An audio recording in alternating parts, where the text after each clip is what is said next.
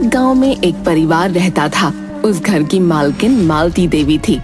इतनी उम्र होने के बावजूद भी मालती देवी की आवाज इतनी बुलंद थी कि उसकी आवाज से उसके दोनों बेटे और बहुएं थर थर कांपते थे। घर के सभी फैसले मालती देवी ही लेती थी और उसकी मर्जी के बिना घर का एक पत्ता तक नहीं हिल सकता था।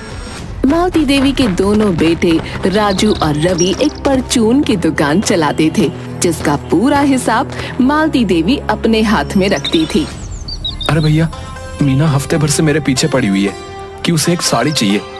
अगले महीने उसके भाई की शादी है ना, तो बस उसी के लिए वो जिद किए हुआ है। अरे तो दिला देना एक साड़ी, क्या दिक्कत है? कहाँ से दिला दूं भैया, साड़ी के लिए पैसे भी तो होने चाहिए ना। माँ एक एक पैसे का ऐसे हिसाब रखती है कि अपने लिए 2 पैसे भी नहीं बचा सकता। ये तो तूने बिल्कुल सही कहा यार राजू। हर चीज का इतना हिसाब किताब रखती है कि बस कोई अपने लिए एक पैसा ना बचा ले। बस हर वक्त अपने बक्से को अपने सीने से चिपकाए रहती है। मजाल है आज तक कि किसी ने उसके बक्से की चाबी भी देखी हो। अरे भैया, उस बक्से में घर के कागज, गहने, पैसे और जाने क्या क्या कीमती चीजें होंगी।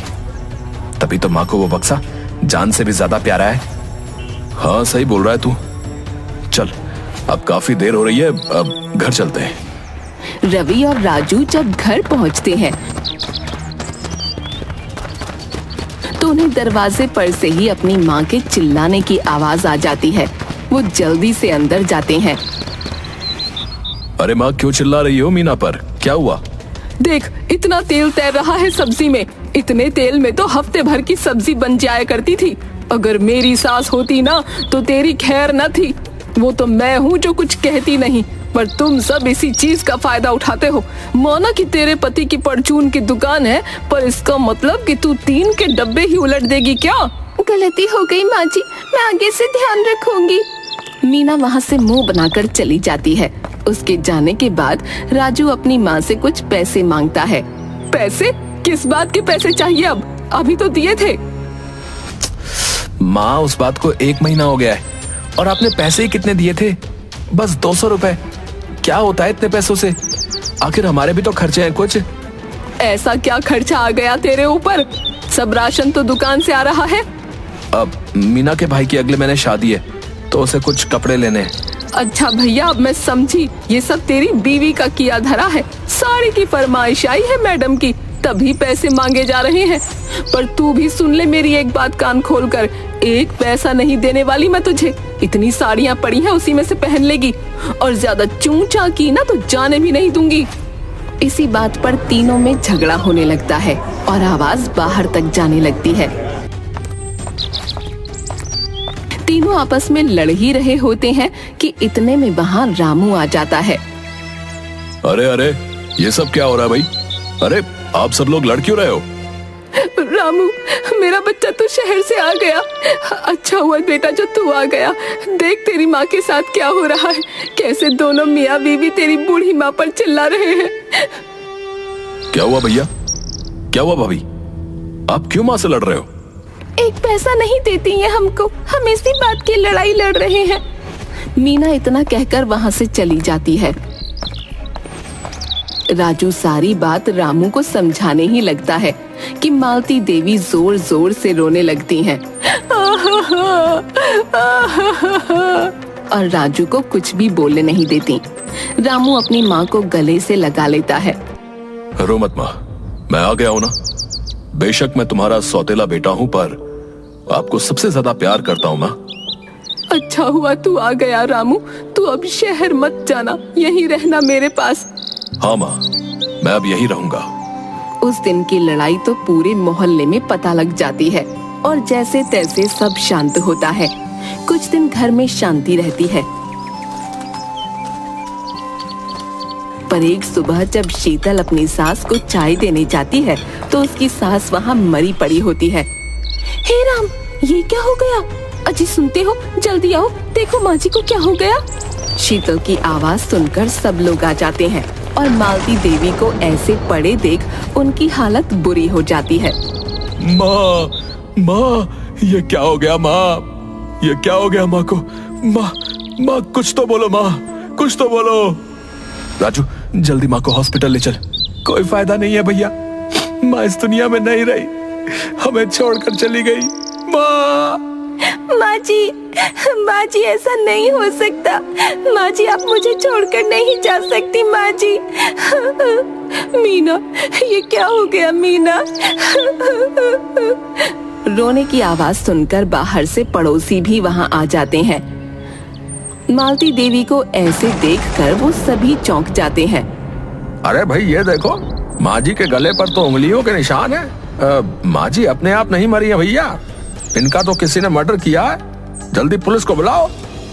हाँ भैया तुम सही बोल रहे हो, मैं अभी पुलिस को फोन करती हूँ। अरे नहीं, पुलिस को क्यों फोन करना? ये सब पुलिस के चक्कर में हमें मत फंसाओ। हम में से कोई भी माँ जी को क्यों मारेगा? अरे कल तुम लोगों के घर से इतना लड़ने की आवाज आ रही थी हैं? और आज माँ जी का मर्डर हो गया। पुलिस तो जरूर आएगी।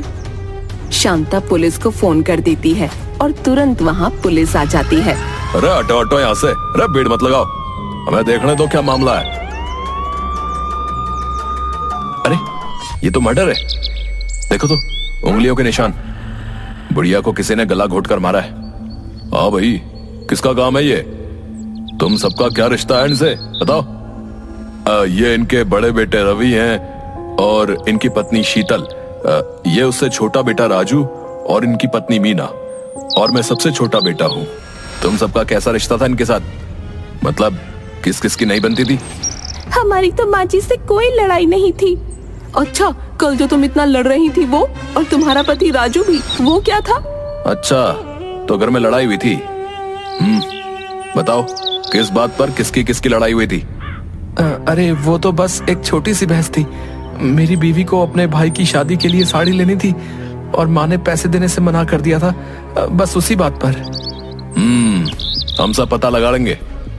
चलो अभी हमें घर की तलाशी लेनी है, चलो। पुलिस वाले पूरे घर की तलाशी लेते हैं।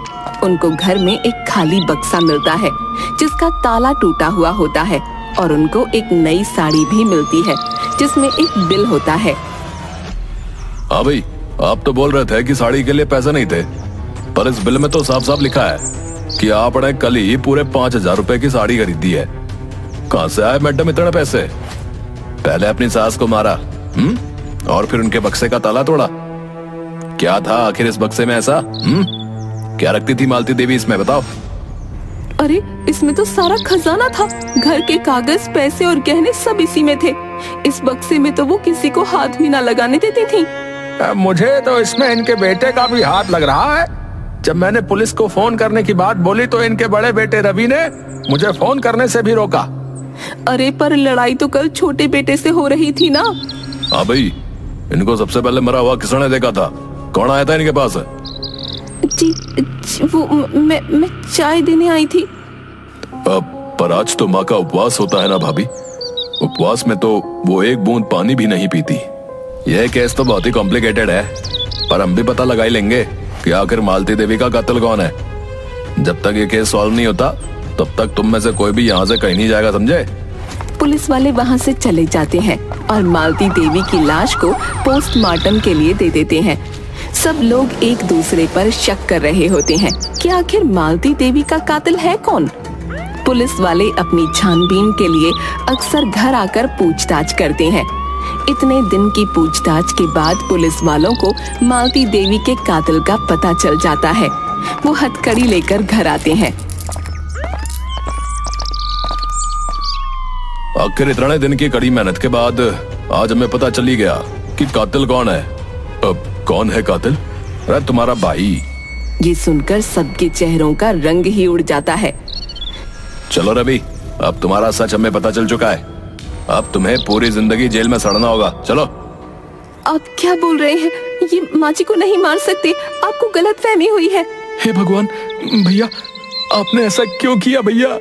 रवि चुपचाप अपने आप को हथकड़ी लगवाता है और पुलिस वालों के साथ चला जाता है। वो किसी को एक शब्द भी नहीं बोलता भी कैसे? आखिर वो एक कातिल जो होता है वो भी अपनी माँ का कातिल। शीतल सर पकड़कर वहाँ बैठ जाती है और खूब रोती है। पूरे दिन घर में मातम छाया रहता है। शाम को भी सब ऐसे ही चुपचाप उदास बैठे होते हैं। अच्छा, मैं अब चलता हूँ। तुम कहाँ जा रहे हो? शहर, और कहाँ? अब यहाँ मैं कैसे रह पाऊंगा? और मेरी नौकरी भी तो शहर में ही है। ऑफिस से फोन आया था तो बस सोचा आज ही निकल जाता हूँ। ठीक है रामू, अपना ध्यान रखना। रामू वहाँ से जाने ही लगता है कि दोनों पुलिस वाले उसके सामने आ खड़े होते हैं।